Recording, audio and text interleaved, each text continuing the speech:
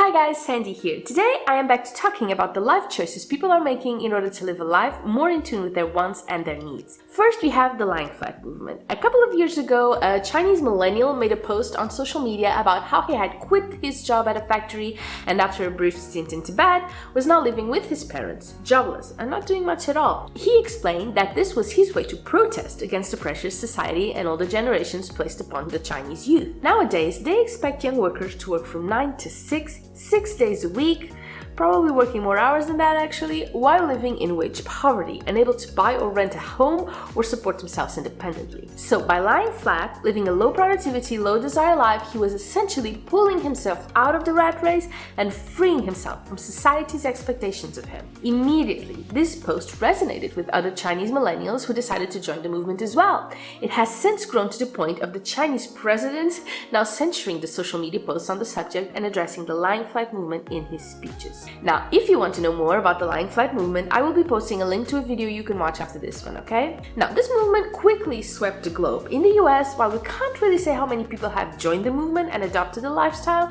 we do know that during this great resignation we're currently experiencing, many have stayed away from the workforce altogether.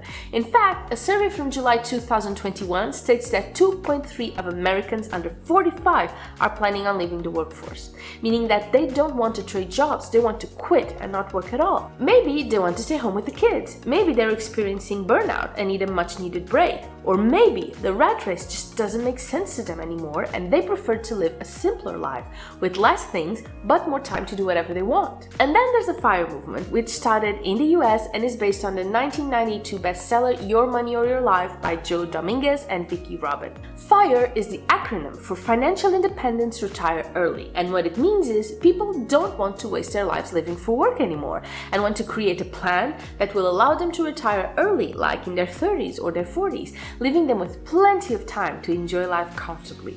All they have to do is set aside 50 to 75% of their incomes to save it and invest it in order to reach financial stability sooner rather than later. And again, if you want to know more on the subject, particularly how the young workers are using it to their advantage these days, I will be posting a link for that video on the description so you can watch it after this one as well. Now, for the things these two movements have in common.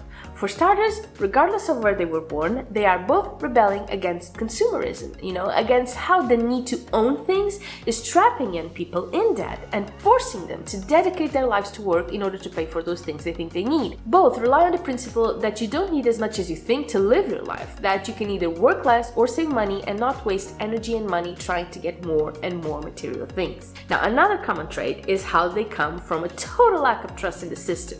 You need to remember that both these movements started in the early 2000s, and that's millennial territory. By then, millennials had already joined the workforce, the world was reeling from the 2008 recession, meaning these young workers were either struggling to find a job or living in wage poverty already. Millennials are, in fact, the first generation ever to be worse off than their parents. And that pretty much says it all, right? So, regardless of whether they lived in China or the US or the UK for that matter, they were feeling betrayed and lied to because they had been taught that if they studied hard and worked hard, they would thrive, when in fact, all they got for their hard effort was student debt and exploitation. And as this happened, they were still being pressured to conform and play their part. After all, the older generations needed them to work to pay off their retirements, right? No wonder they all came to the conclusion that they were on their own and couldn't really rely on anyone else to act on their best interests. Now, as most things do, there are a couple of catches when it comes to both these movements. For starters, I don't see how someone without a good support system or a lot of money can be a part of them.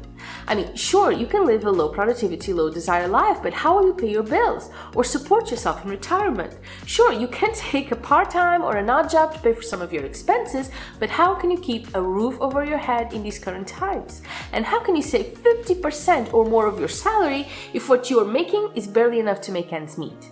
And even if you could do it, not eat that much and rent a room with like 3 other people or something, 50% or even 75% of minimum wage doesn't really stack up to much. Probably not enough to retire in 5 or 10 years' time, right? And all of this, of course, is assuming you're single and have no one else to support. Also, both these movements are really frowned upon by some groups in society. For one thing, if you're not spending money, you're not helping the economy or supporting people's businesses, right? And as for the FIRE movement, not only are they holding on to the money they make instead of putting it back in the economy, it is also considered elitist and demographically exclusive. A movement aimed at the white-collared white male who is single, earns big money, and lives in a big city. Something off-limit to the working class. And as for the lying flat movement, as we've mentioned, it is being highly criticized by society as a whole, as well as the government that sees this movement as subversive. It goes against everything they've worked so hard to instill for decades. For generations and generations, Chinese have been taught that the Chinese dream is to work hard in order to afford a home, get married, and have children. That's the formula that lifted the Chinese population out of poverty. Now comes the younger generation who want none of that, who don't want to participate in generating wealth for the country or providing for their elders. No wonder people are angry, right? So tell me, after all has been said and done, what do you think about these movements? Do they make sense to you? Would you be willing to let go of your materialistic desires, scale down your life in order to achieve financial freedom and leave the rat race behind? Leave me a comment below letting me know what you think of all of this. I would love to hear from you. Also, before you go, I think you would love this video about the pros and the cons of a 4-day work week and how countries around the world are trying it with surprising results. Again, if you want to read more on this, really? And again, if you want to watch, needn't much be blah blah blah blah.